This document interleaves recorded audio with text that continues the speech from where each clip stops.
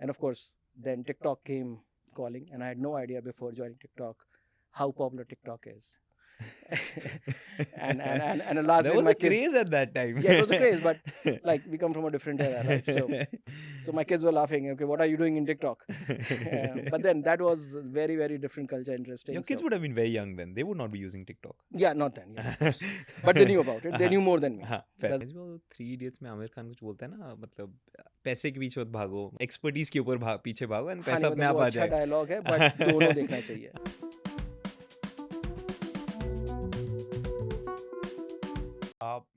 Hey all, we have Abhishek here today with us, who heads HR, who's the CHRO at Yubi.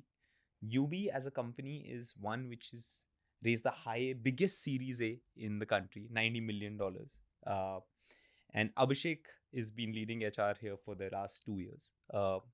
Yeah, little over 3 years. Little over 3 years. Yeah. And he's experienced for about 20 years now in the industry in HR. 15, 20 years. Now touching 25. 25, huh? 15 to 25 years. So massive experience in HR, and we're great. Thank you so much, Abhishek, for coming here, and it's great to have you. Would love to hear your journey first, and then we can take it forward from there. Yeah, thank you so much for having in, and I guess these are the chances when you kind of reflect back and think. So let's see how it goes, how much I remember the whole journey, and then. But would love to know your journey. You've worked across a diverse set of companies. Yeah. Where all have you worked? How many years in each? And how has the experience been? And now in one of the biggest startups in the country. Yeah, no. So my journey has been, so there are two kind of people, right? People who plan their career and the journey, and the people where it happens. So I think I'm the second one. It happens. So I'm basically a master's in economics and marketing. Yeah. Nothing by length to do with HR. I saw you shifted in one of the firms. Yeah. So that's been the thing. So, and how it happened was that back then, so 98, 95, 2000, that era when computers were just kind of coming up, and every parent in a tier 2 town would think about, okay, my son has to know, my kid has to know computers. So computers is the career. So I was kind of pushed into it. That okay, I was made to join a course. It was a 3.5-year course on becoming a master's in computers and programming and everything, and that's how my first job happened. So back then, so I belong to a very small town called Biswa. Oh, nice. That's about an hour and a half drive from Lucknow. So Lucknow is the major city.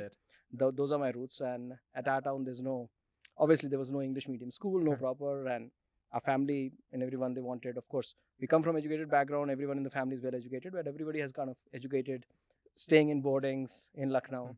My mom wanted, so very young age, class 3rd onwards, I've been in a hostel in Lucknow and in schools in that. So that was my start, and then of course, like I said, I did my BCom, I did my master's, and then in fact I did my internship in TCS, 2 months summer intern, and I realized, okay, this is not what I want to do. And of course there was computers happening, so I said, okay, let me continue that. And then AppTech then was expanding a lot, and they were getting into corporate learning and everything, and they came hunting down in all the cities. AppTech had those CDs at that time, right? Yeah, no. AppTech used to be the NIT, and the AppTech used to be those computer institutes, right? Where they came hunting because they were tapping, and that was a time when a lot of private as well as government sector was getting into the computers, right? Early 2000s and all. And they came hunting down, finding more trainers. So they said, okay, this is the batch of people, and the program that I was part of, among the 25 people that started with me, only 3 of us actually completed the program. Everyone else had dropped out. Felt like an achievement. Yeah. So, yeah, somehow it happened. And they said, okay, if these guys have done it, then let's interview. So they called me for an interview, SouthX, first job. And I said, okay, they are not going to hire me anyways. I'm not the best of the best. So let me go and have fun in Delhi and give an interview and see what happens. So I just came out of that like that. Came in, they offered me a job. Oh, nice. Okay, so that was a surprise. So that was a surprise, and that's how. So I started my journey as a technology trainer with AppTech. Okay, that was my from first taking job. their course to becoming a trainer. To becoming a trainer. Nice. So we went through like 2-3 months of rigorous training, and then of course, bang, you start. So SouthX is where I started, and I stayed there for 2 years. And from there, I moved on to Hughes. And Hughes back then was the Hughes Network Systems, again, Gurgaon. They were setting up their entire what you call uh, the technology back office for direct TV services in India, and they were building a fresh team of like the entire org. So they hired 5 people. 2 of them were trainers. One was me, one of my other colleagues, and 2 leaders. So we started like 5 in a basement in one of the huge offices. So like back then we never knew this is called startup, right? Correct. Today everybody will try to say, okay, this is startup, this is startup. So it started in a basement. So I was also the trainer. I was also the person who's doing interview, also writing the process manuals, do all that. Went for the first trip to US ever. Like you go to US, stay there for 2 months, learn, come back, start the process. So that was the job, and that was a real 0 to 1 journey. So we did that for whatever. I think I was there for about 3.5 years or so before Hughes decided to exit that business, and they sold off the thing. Of course, I moved on to IBM. So IBM was where what is today called Kyndryl was then called Global Technology Service, and they had hired me as a skills and competency manager for their businesses because they had signed a lot of India deals, and they wanted somebody to come and focus specifically on skills and competencies and everything. So I was not part of HR. I was actually reporting into the business. Yeah. So that was the whole journey. So I stayed with IBM for... That would have been a big team, right? No. I was an IC. I started as an IC. But the team would have been big by you. Yeah. GTS was, by the time I left, I think it was over 2,500 people back then. You were the sole person responsible. So yeah, then I got a small team later. And of course, I stayed with them for a little over 4 years. And then I joined Alcatel-Lucent, which became Nokia later. And I was part of the corporate HR team and an HR partner. Again, carrying on my learning and development journey and HR partnership. So that's the pivot I did that happened. Between that, and I stayed with Alcatel-Lucent, which became Nokia. Within Alcatel-Lucent, I did multiple roles. It was telecom world. So I was earlier with Airtel, the Airtel account, which is what the part of Airtel which gives you fiber and those TV connections at home. So it was that. Then I moved on within that. Then from there, and that's the time when 2G scam happened, right? And telecom licenses were scrapped. So that was my first stint, and I was also responsible for Uninor. In case people from the telecom era know, there was a Swedish company called, or I think Uninor. So the license they also got stuck in the 2G scam. Yeah. They all got stuck. And that's the time, the first time I had to understand there is a word called layoff. Back then early, and then of course. How many people you had to lay off? That was the first time you had to do it, no? Yeah, so that was the first time. This was a 100-member account. We were told that you have to shut down everything because the license cancelled. There's no revenue. But I think we lingered on. We outplaced, in-placed a lot of stuff. Eventually, we let go about 20-25 people. I remember in that 100, which was a big achievement then because otherwise I was told, okay, lay off everyone, finish the job. And I had no idea how to do it. But then you in-placed what 70 of them. In-place, outplaced. Which is great. Figure out all those ways with the help of leaders. So we did that. And then from there, I got a chance to move to Bombay because Alcatel had expanded their contract with Reliance Telecom. So they had a contract for managing the entire southern, eastern, and central India. And they wanted somebody to come, do the transition, inherit people from Reliance, Infocom, and 4-5 companies of Reliance. Back then, it was Anil Ambani telecom part, not the Mukesh Ambani. And said, okay, you go and be the transition manager and make sure that the contract goes and everything goes live from an HR point of view. People get paid their salaries. So I did that, and then they said, okay, why don't you take over the role and just lead it? So that was my first stint as a HR leader for that entity. That entity was about 4,500 people back then. So you can think of anything that you do with telecom infrastructure, from towers to whatever happens, that is the entity that was doing that. So I led that for about 2.5 years. Based in Bombay, that was my transition from. So Delhi to Bombay, you shifted. Gurgaon to Bombay. It happened. Very, very interesting. Very new learnings there. Managing such a huge setup with a team and everything. And then from there, I went for a short stint to Japan, in Tokyo, because there was a specific assignment there. They said, okay, and I had to eventually move to Bangalore. But they said, okay, why don't you just go up, do this part for a few months in Japan and then come back. Why did you have to move to Bangalore? Because Alcatel was not making enough money. They said, okay, we want to exit this business, give this business to Ericsson and go back to Reliance. So that was another large scale, like first you build and then you shut down in 3 years. And of course, there was a leadership change, and Nokia was coming into picture. I'm guessing so they took that call. So I did that, and then from there I was supposed to move to Bangalore to lead the R&D center that is there in Bangalore in Mahindra Tech Park. So they said in between, okay, why don't you go to Japan to Tokyo? So I stayed in Tokyo for a few months, did that assignment, came back, came to Bangalore. So and since then Bangalore. And since then it's been Bangalore. That's 2015, 16. Yeah. Okay. And then of course then R&D. So telecom to R&D. So Bangalore is the largest, was then back then the largest R&D base for Alcatel-Lucent in India. And that's the time Nokia acquisition got announced. So combined Nokia and Alcatel, almost about 5,500, 6,000 people in Mahindra Tech Park between 2-3 buildings. And you were heading HR then? Yeah, I was heading HR for the Alcatel part. Wow. And then after a year of acquisition, I decided to move on from the organization, about 7 years with that entire group. So M&A, layoffs, yeah, everything managed till then. Yeah, and from there I moved on to Huawei. So Huawei is the largest R&D center outside China in India, 20-year-old setup. They brought me in, okay, we want to change the face of R&D, change the talent. So that was specific. So I worked there for about 3.5 years. Very different culture, very different learnings and experiences. And of course, then TikTok came calling, and I had no idea before joining TikTok how popular TikTok is. and alas, there was a craze at that time. Yeah, it was a craze, but like we come from a different era, right? So my kids were laughing. Okay, what are you doing in TikTok? But then that was very, very different culture, interesting. Your kids would have been very young then. They would not be using TikTok. Yeah, not then. Yeah, but they knew about it. They knew more than me.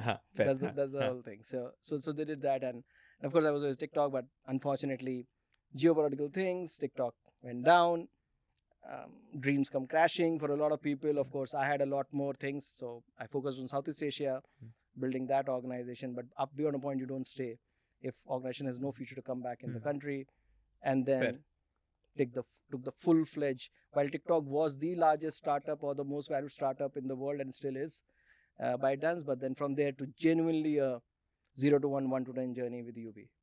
So that's been a long journey and across diverse sectors. So one thing that I recently heard from one of the HRs is that you should have an experience across 2 geographies, across 2 industries, across 2 different roles, like 2 cross 2 to actually like be a well-rounded individual. And you've had like 2 different countries for that matter, 3 cities, lot more sectors than 2 sectors, R&D, tech, this debt company. So it's been a diverse experience altogether.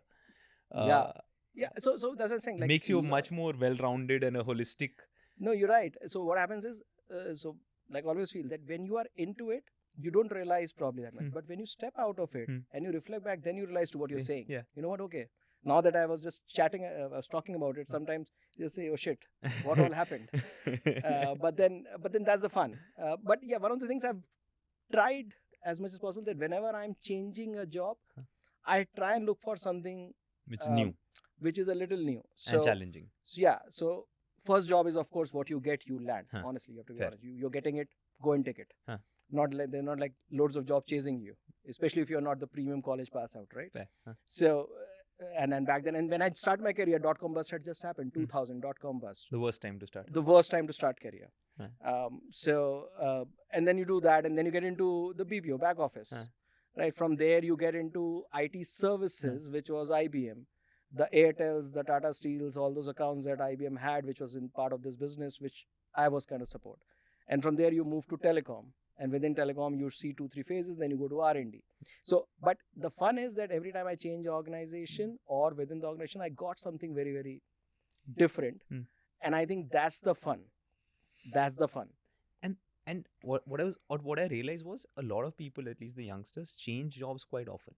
You have stayed on in all these firms for 3, 5, 7 years, where you've actually learned a certain skill set, become an expert at it, and then actually maybe moved on once there has been a change. And you look at it, right? And you've learned M&A, you've learned layoffs, you've learned shifting from an L&D to HR. I'm pretty sure there'll be a talent acquisition angle in a lot of these firms. That goes, that's which you would have started where you not from somewhere. So all of that comes from experience, and then you start actually delivering a big return for the firm as well. Yeah, no. So some of these experiences that give you what they tell you is adapting to the situation. I think that's what I have learned. Hmm. I don't think so there is a cookie cutter approach. There is no template. Well, of course, you learn with your experience and you can apply those, but there is no. So all these experiences, all these environments, and if you're especially like culturally different, so I started my career with an Indian ed tech. Tech was not there, so ed. Let's talk it ed, right? Then you get into an American, which is huge, an IBM. Correct. And from there you get into again back like a European thinking, right? Telecom companies in India. So you're across that, and from there you get into say Chinese company, very different culture, very different. Huawei was very different, and then in back into startup, right? So yeah, so all these cultures and the challenges in that kind of are really fun actually, but you have to stay at it. So I think the companies, so initial part of the career, of course, one or two jobs I would have also, not also, but yeah, also money is an important thing at that stage of your career when you have a family, when you have growing kids, or you're planning a family. So of course, money plays an important role. But I think one thing that stayed with me, that if I'm changing a job, it should be not only for money, not only for title. I have consciously chosen where my charter has expanded than what I was doing before. So even if I'm an HR partner, if I was an HR partner for one, I'm going to have, say, like my jump when I moved within Alcatel from Gurgaon to Bombay, it was like venture at a stage was 4,500 people. Entity running half of the India for Reliance network, right? So that's a big thing, and it comes with its own set of challenges, and then so on and so forth. So some of it is conscious, some of it is with God's grace, and just because in the position you are in, you just get it.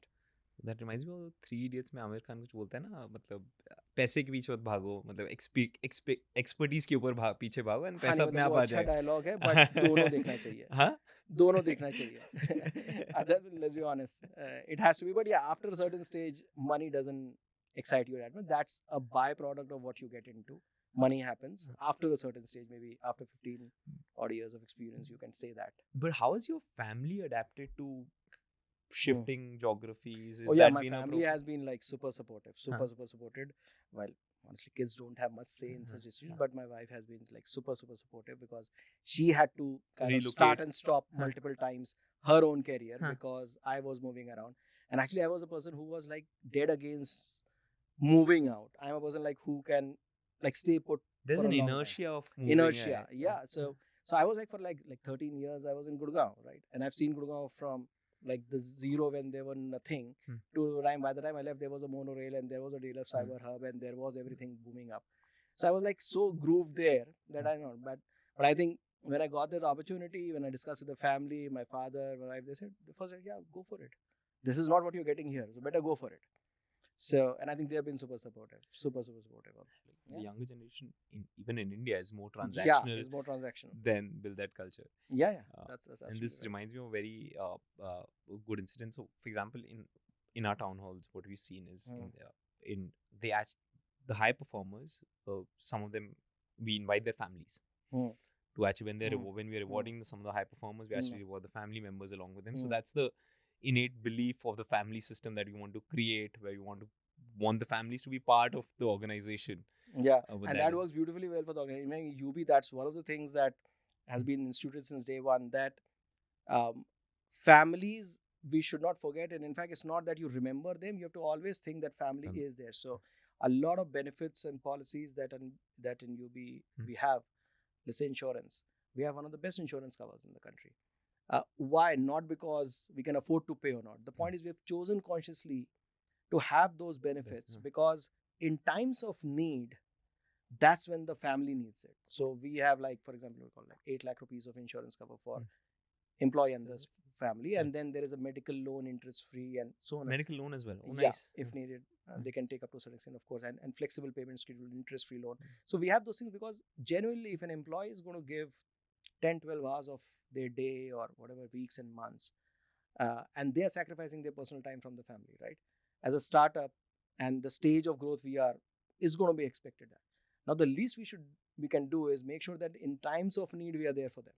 So we have something called as, we have a generous insurance cover. Of course, we also have, in the unfortunate case of demise of an employee for whatever reason, there is extended support for the family financially as well as in whatever other possible. Like they have the first right to liquidate all the ESOPs if whenever we go for it. So nice. we do these. Now, Hopefully we never have to exercise this.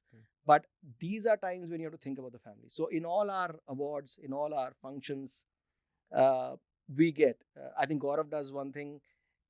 Any kid's birthday in the organization, there is a cake that goes from him to the house. Like the employees Kid. kid. Yeah, he sends it. It runs. I should note this down for that's Yeah. a very good yeah, and that's very good his- initiative. That's a very good and initiative. this is nothing to do with HR or policy. This is how he is. So like what you said is right. When the least you can do as an organization is to Value the family. Because they are giving so much. They're actually sacrificing a lot of their personal time of their spouse or husband or Startups make you work hard. That's given. And then your families are the one that suffer to a large extent. Exactly. And that goes a long way. A lot of, and that's what I tell a lot of people who are starting their career or who come in and say, okay, who are only looking at salary. And I say it's very, very important. Yeah, please do look at salary. You're not working for charity here. But look at some of these other things when you are assessing which organization you want to work for. Find out, do your research. Because a lot of these things are long-term, inherent, like at the back of the mind thing, which actually help you tide over the tough times. Absolutely right. So give me, now that you've covered some of the policy which I want to copy in our firm, give me like some 4-5 hacks or good policies which you've seen across these 15 firms. So one, I obviously love the idea of sending a birthday cake when your kids have birthday, when your wife has a birthday. I think that's a fantastic policy. Great initiative by Yubi. What else do you recommend? I think I've taken a note of the ESOP liquidation in case of demise. Again, great policy. Which ones? Any other top 2-3 which you think? And it's not necessarily with Yubi. It can be with any firm. I think long back, IBM used to have it was not a policy. It was more of a career dev opportunity. IBM, and I don't remember now what was that called, but the plan was that IBM used to run a social responsibility program globally, wherein people from any country can apply. There are certain projects that identify every year, and in that project, for I think 8 weeks or 12 weeks, I don't remember now, employee can actually take a sabbatical from work and go travel to that country with a group of IBMers and work on that project like an NGO, like a whatever. Now that was more about getting a person a global exposure, but of course not anybody. You have to apply, you have to qualify. There are filtration criteria in terms of why you want to do it. It's not like a free paid trip. But that I believe, in fact, I tried and I didn't get through it for whatever reason. I don't remember now. But I think that was something very, very phenomenal, because as a global organization, if you have that reach, why not engage your employees and give them an opportunity to experience something beyond work very differently, and also have an exposure which otherwise in your day-to-day life you might not get. Fair.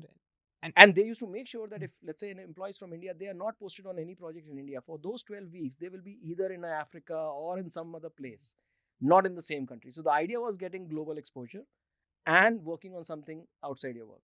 Now, I used to love that program. I've seen that for whatever years I stayed there. A lot of people used to go. Whatever, they had finite thing. So I think that something was very good. And it's not necessary that it has to be international. I think for Indian companies, they can do it across different cities. They can do it across, They can do it, Bangalore person going to Gurgaon, Bombay. You can do this. Like you see in schools, the schools have these student exchange programs. What are those? Not that the schools will not teach you, but kids are just getting a different exposure. It's amazing. I don't think we've seen the exchange programs in schools and colleges. I don't think corporates have adapted to having that. But I think that was that's something this is that I'm talking almost 15 years back. So I'm sure, I don't know if IBM is still running it or what happened, but back then I kind of really appreciate that program. So corporate geography exchange program, something like that, a role exchange program, or a social responsibility exchange program. Good idea. What else? Sorry, I'm going to take these learnings out of this for us to implement. Some of these are I can.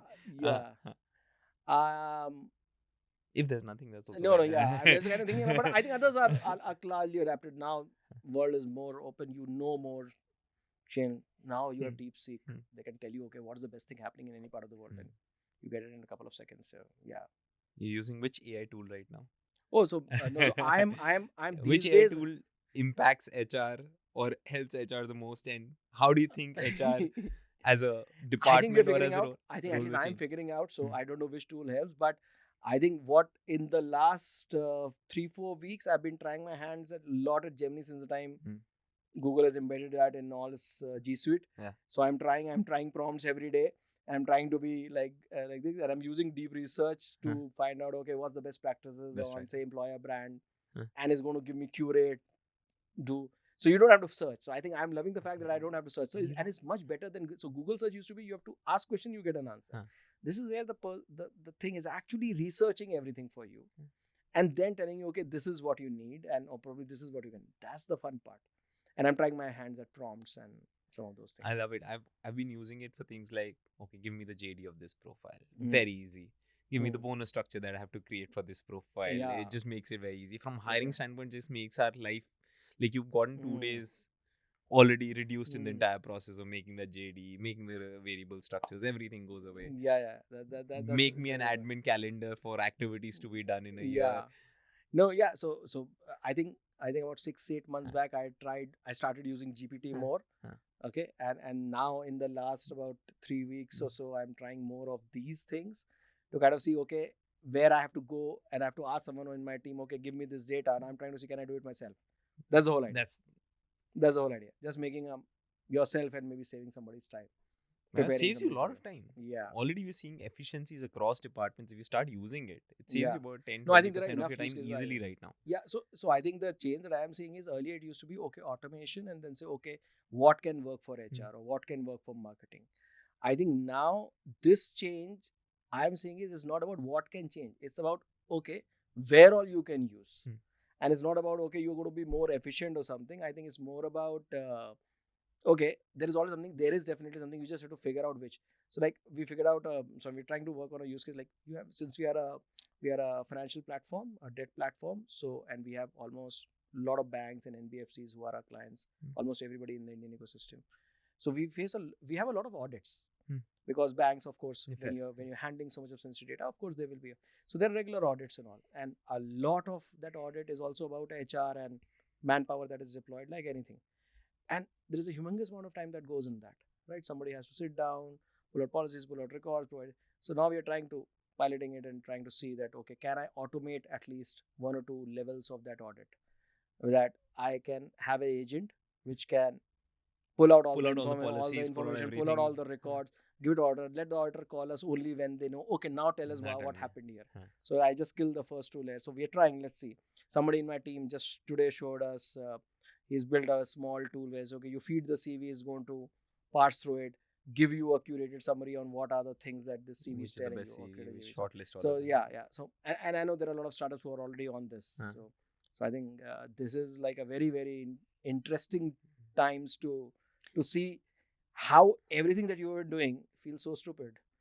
Okay. Have you built these tools internally, or are no? So my team, there are excited people who are trying to build something, and I'm sure something good is going to. As an org, we are doing a lot of stuff on this thing. So we are using a couple of tools to kind of automate and write all our codes. Cursor.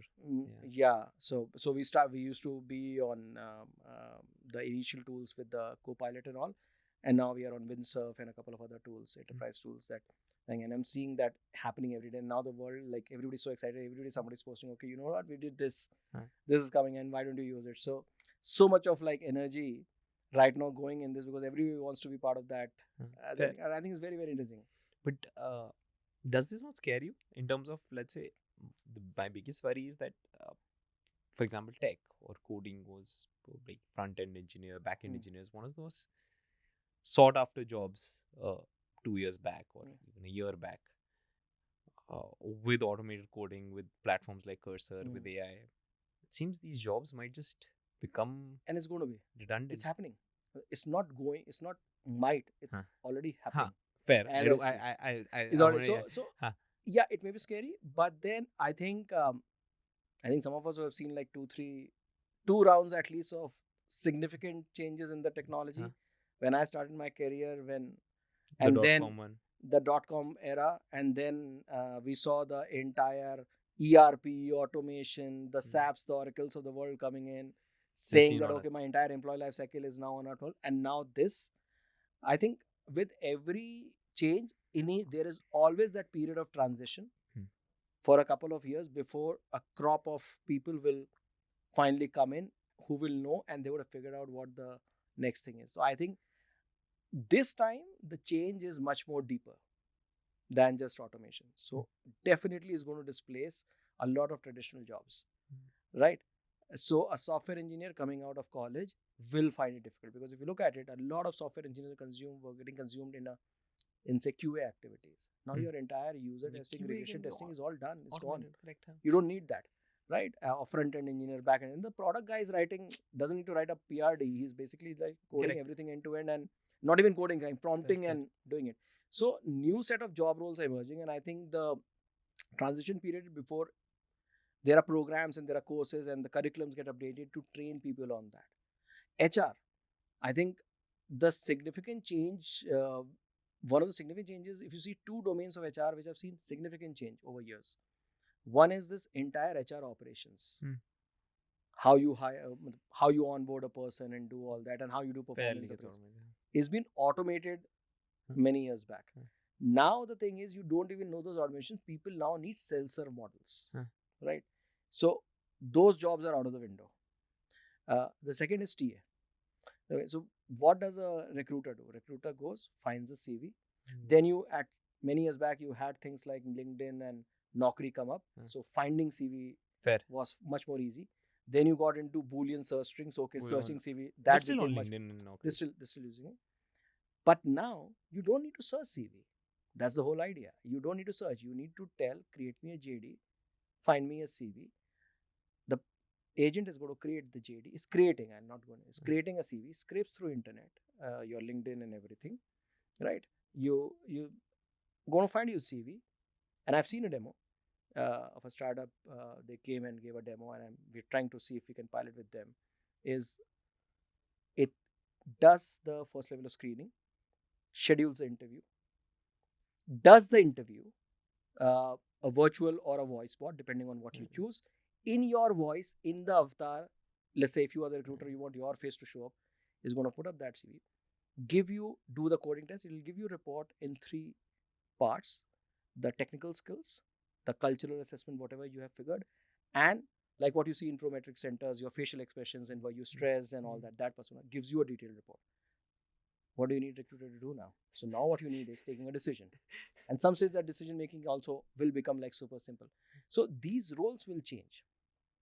But there are enough roles that are emerging, provided for people who, it just depends on who gets onto the journey faster.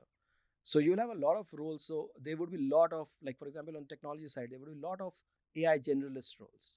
People who know various tools to use. Which tool to use? You don't need to be a software engineer. You don't need, so an engineer does what? They have basically 2 or 3 things any engineer has to do. What to solve, how to solve, and how do you go about it. Now the second and third is already sorted. You just need to figure out what to solve.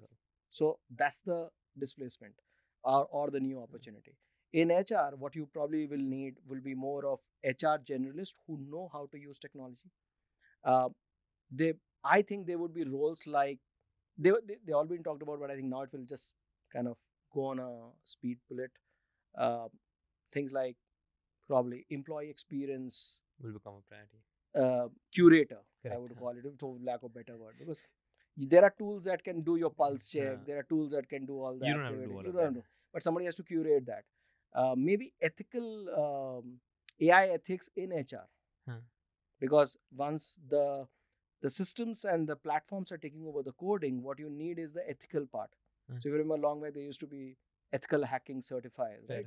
Now this is going to be part of day-to-day life. So these are the roles that I think what you will also see a lot of people who are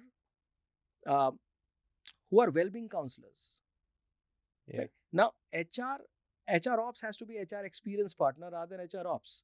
So these are the roles that in my view will now see the light of the day, because the traditional jobs and everything that you were doing day to day is already, you don't need someone. But coming back, like from an HR standpoint, and your journey of 25 years, what's been the biggest challenge you faced across all the firms that you kind of worked? So I think there's not one, there are multiple challenges, because I think my career has been more of learning by experience. So every time something new happened, I had to go through it to learn. So like all of a sudden, when you had the first time you had to let go people, first time, never did it in my life. I never knew how to do it. I don't even know how to do a conversation, but I was in it. I had to swim, like you're thrown in the water to swim. So I think most of my experience has been in. So I think there's never a biggest challenge. I think when you scale through the situation, then you step back and think, okay, was that really so difficult, or it was manageable? But I think, to be fair, I think a lot of us who are in the corporate world have an entire ecosystem that works with you, supports you, provided you are putting in your best. So I think I've been fortunate enough that all the places where either I had to do a layoff or we had to restructure the organization, we had to take some tough calls. I think one thing is very clear: you have to be clear on why you are doing it, and you need to put your heart and soul in it. And then you see rest of the people around you coming around and doing it because they know you're doing it for the right reason. What doesn't work is when you are convinced about a thing and you bulldoze it. That doesn't work enough. So what I'm saying is, let's say I want to drive an initiative and I'm the only one who's passionate about it. I have not been able to gather, or let's say I don't put enough time and effort to build a, what do you call, ecosystem where others are also supporting you for it. In a corporate world, you don't run alone, no matter how great an idea you have. So tough situations teach you that you need to build the right, what I call, buy-in from the key stakeholders. If not everyone, you can't run on consensus, but definitely you need key stakeholders to support. So consensus is not the game, but key stakeholders is the game, and then you are able to tide through the situation. So I think I've seen at least two. You've seen two massive layoffs. Two massive layoffs. 500 and plus. Yeah, and restructuring. So I think those are, those situations happened because things were not in our control. They were like there. 2G scam happened. Or an organization decided to shut down the business because they were not making money. Now you can't go and change that decision. Or There's no India point. was against. Or India, China went into a different spin and TikTok happened. So now these are situations beyond. So what do you do there? There's no point crying about the situation. The second is, okay, let's see what we can do best in that situation. Make sure you are clear in your mind on what you want to do. And I think in these situations, what you call, the equity that you have built in the system really pays off in these situations. So if you have been well connected with the system, if you know the pulse on the ground, so when you go and say, okay, this is how we have to work about it, stakeholders listen and they give you a buy-in. And of course, make sure key guys are on board when you're executing such kind of decisions, because end of the day, it's not about organization, the execution of the decision. It's about human beings there, right? There are people who want to lose their livelihood. You don't know who's having a loan, who has the next meal counting on that salary. There are those very emotional and tough situations, and I think some of them were like, genuinely, if I step back and say, okay, how did it happen? I don't even know, and I just say, okay, it was God's grace, probably. They were really tough. So especially when you have to let go people who are not kind of in the higher income bracket, who probably cannot sustain next 2 months. Those are tough ones. But you are part of the org. You have to go and do what is needed to be done. So I think that's where that equity and your connect with the own team and the ground reality, you are able to articulate what you want to do much better, and then you need the stakeholders to support you. I think layoffs is one of the toughest jobs in HR, no? Toughest roles. I think it's, this is a lot. The emotions are very high. Emotions are very high. So what do you? So I think the question, nobody. See, I think if you actually look at it, unless of course you see those firms that all of a sudden the management vanished or founder vanished and all, those are different situations. But layoffs is not something which is a very surprise for a lot of people. They know it's happening. If you are in the org and you know what's happening, you will see something is coming. It may happen. I think it's not the surprise part. It is the lack of empathy which makes a difference. If you are not empathetic as an org, and I'm making the word empathy because you will still execute that decision, but with how much empathy you are doing it, that makes the difference between what do you call, a difficult layoff versus a smooth sailing. I'll not say smooth sailing, but at least a lot more smoother experience overall for everyone. Do the best and be transparent.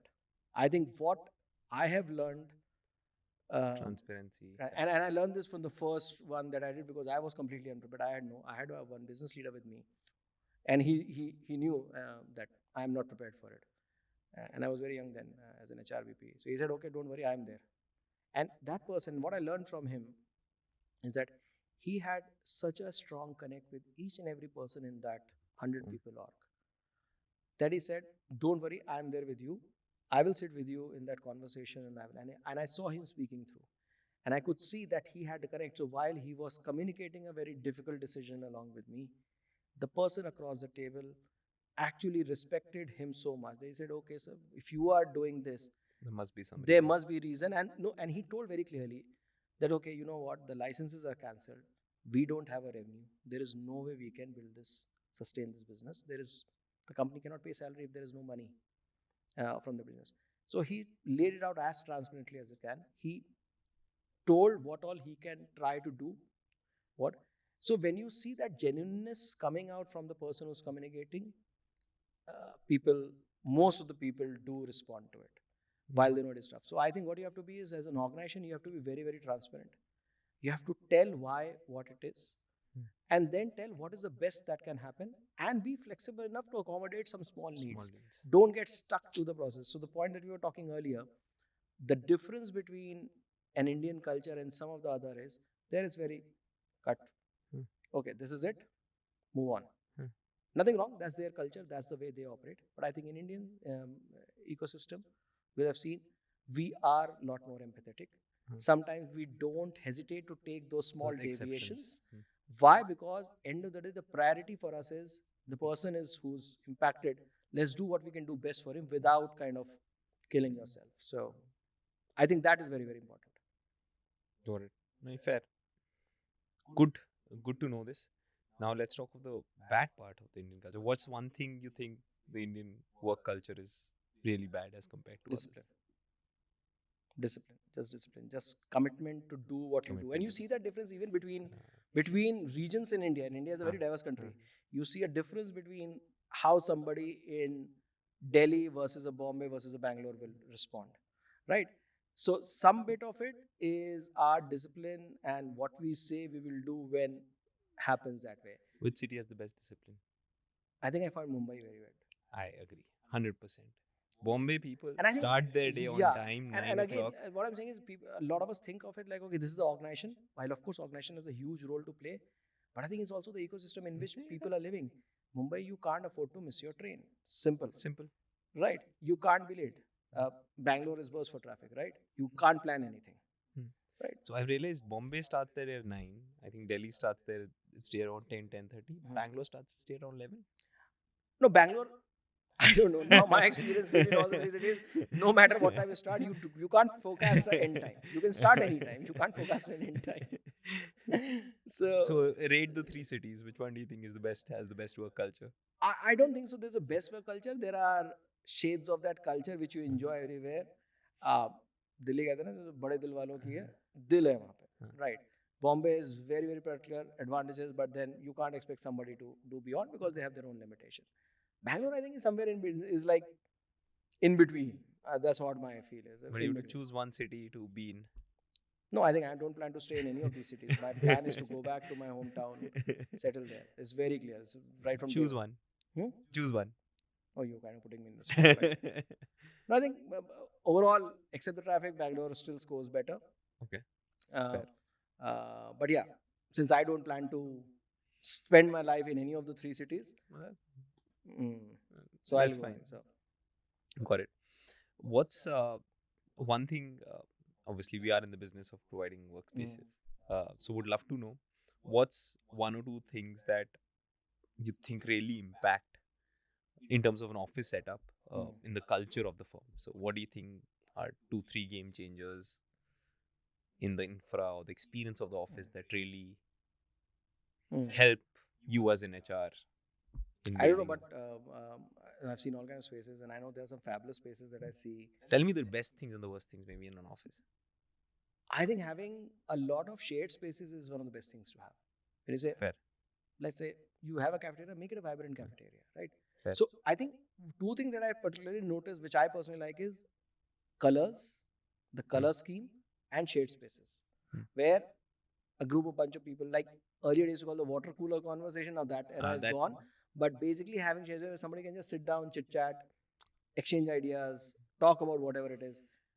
I hate meeting rooms. Now that I've been out of meeting rooms for a long time, I just hate So you those like open cave-ins. areas, Yeah, those cave-ins. Sorry, Huh. not the meeting rooms, but the cave-ins. Huh. Right? I just kind of Like you I mean can't the get back to a cave-in director culture. cabins and all of that. I can't get back to that. That's something that's Fair. that's a killer for me. But I think just having a lot of these like open spaces in between workstations or something where people can just, or having some space where all of you can just come in, or let's say you do a two small team huddle, or you're doing some small celebrations. I think that, and of course if the color scheme, and I think sometimes I've seen organizations, just because there is a corporate color, they kind of kill their office space with that corporate color. You don't have to. Yeah, it doesn't need to be, your corporate color is great, but doesn't mean that all your walls and your furniture has to be the same color. Right. So I think colors make a huge difference. At least it brings vibrancy. Yeah. And I think the last piece is, I hope it doesn't happen anymore in the world. At least I've not seen it. But back was a time when people used to have, no, actually I've still seen in recent time an office where there was a washroom for the management and the rest. That's bad. And I was just amazed. That still happens? That was exactly the reaction. And I think long back, I know in CyberHub, because CyberHub still has a huge parking issue, companies don't have. Somebody great gave an idea, okay, let's have a parking space reserved for SVP and above. And I saw that mail and I just blew off. I said, what the hell? Somebody's talking. How can you have, just because somebody has to go back because there was no parking space, doesn't mean somebody who's coming on time cannot have that. How can you have? So I think that takes back to the culture point that you said, that you can't have the haves and the have-nots. The class system is one of the things, the privileges, knowingly or unknowingly. Like, why should you have a different hotel category accommodation for a certain category? Fair. Why should you have a different travel allowance? No, flight is still now standardized. Everybody flies economy, I guess.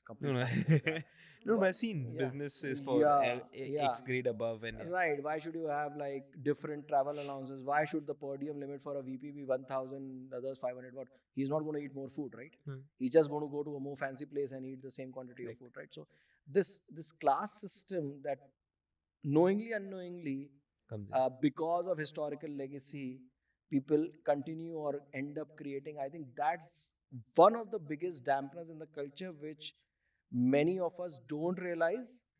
And because nobody will come and talk about it, also most of the time, that's something, going back to the point in office space, right? Shouldn't have. So why should somebody have a cabin just because a person is certain level and above? No, not needed.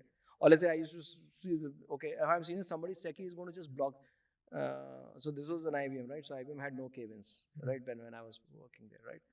But there was this leader who was just used to it, right? So IBM came up with a policy and said, okay, if you need a meeting room, just their meeting rooms, you block it. Like, now they were leaders, and I know at least two of them, whose secchi's only job was every morning come in first thing, block the meeting for next 1 week. Because the guy, I said, what is this? What is the example you're setting? This is exactly what kills a culture. And these are practices that consciously organizations should avoid. You can't, and believe me, the generation which is last 10 odd years, which is entering, they see this through. They don't want to work in this place. Like I said, so one of the things that a lot of people, you see that, people leave bad managers and not the organization. I completely disagree. People leave bad managers, but people also leave bad toxic organizations. These are the things that we don't realize, but people pick and see. It's very interesting. Now that you said it, I'm recollecting one of our team members just blocks the cabin always. And good practice to tell him not to do it. And I think I'll make that conscious effort. Just sitting in the cabin the whole day. Why? It makes a lot of sense. You're 100% right. There are confidential discussions. Please take that. I don't take the cabin. Yeah. I generally sit out in the open. It's fine. You can take your calls. You can take your calls on the desk. When you have to take some larger calls, maybe you take the cabin. You don't necessarily need to take the cabin. Yeah, or just because you have a Sekis is not going to just block meeting room every day for you. Doesn't help. No. Good. I realize now that you said it, I think class system is something that has been there in India and as a society, and I think that's sort of translated to a bit to the corporate culture, and you don't realize it, Yeah. but sometimes it is there. Those are very subtle things that just creep in the organization, or maybe somebody. And I'm not saying people consciously build it. It just keeps on happening, and somebody doesn't take a stock at it. So Fair, I think mm. a learning for me. I was thinking about it in our offices. Is there something like that? But yeah, I get what you're saying. So quick one. What's been one HR policy that you've seen maybe in your firm or maybe you brought in that has backfired amazingly well? I think I don't know. No, I don't think so. I brought it. I think there was some revamp of the policy where we. I think it was about restricting some of the there's some expense reimbursement. Okay, yeah, okay. Now I remember. So this was so when I was running telecom business. You have the employees who are like in the field, people who are manning your towers, and so they have now these are not very like highly paid employees, right? And they have these 400 500 rupees telecom bills, and because you are allowed a telecom allowance, right? Remember that? Now somehow nobody thought through that, and at least a lapse on our part. We said, okay, you have telecom bill, please submit for reimbursement every month. Now imagine half the Indian geography, you have a workforce spread across. Every month they are sending thousands of telecom bills. Through post? No, not to post. So they used to send to region office. Region office used to send it to Bombay office, the head office, and there they were reimbursed. Now imagine what we didn't realize while the reimbursements were happening, but obviously this process is long. And sometimes we will get rejected, something will wrong, whatever. And we never, okay, rejected. After a few months, we realized that there are a lot of complaints coming all of a sudden, that bills are not being paid and cancelled. And so we thought, okay, finance and procurement is doing something wrong. They said, boss, we need time to process. So they start. By then, the finance team had actually established a team just to process bills. Okay, and we realized that, and still it was unhappy. People. So then we said, okay, maybe the allowance limit is wrong. So we changed the allowance limit. People were still unhappy. So I said, what's the problem? When we got into the problem, we realized that this entire mechanism of somebody submitting the bill, and what we didn't realize it, we thought, oh, it's just a 400 rupees bill. The point is, the guy's salary was only 8,000 rupees a month. For him, 400 mattered. That is the miss that we didn't do. We didn't realize that if that bill claim, and the limit was that, okay, you have to submit the bill within whatever a month or so. Now, that stupid system was working in a certain context because that was an Alcatel-Lucent policy. We never thought that telecom as a business is a very different business. It will not work. So then we had to completely change that, and we actually went completely reimbursementless. We said, okay, we studied the pattern of whatever the telecom bills is over 3-4 months. We said, okay, this is a flat allowance that you will get in your salary. Please forget about submitting any bills. A small thing we could have thought earlier instead of going through the complaints in grief. And I think the bigger thing in that is, one, we didn't think through the process how efficient it would be. More important, we didn't think that for someone whose salary is 8,000, 1,000 rupee, 800 rupee bill matters so much. Matters so much. I think that was just, as an organization, I think we were not so conscious enough.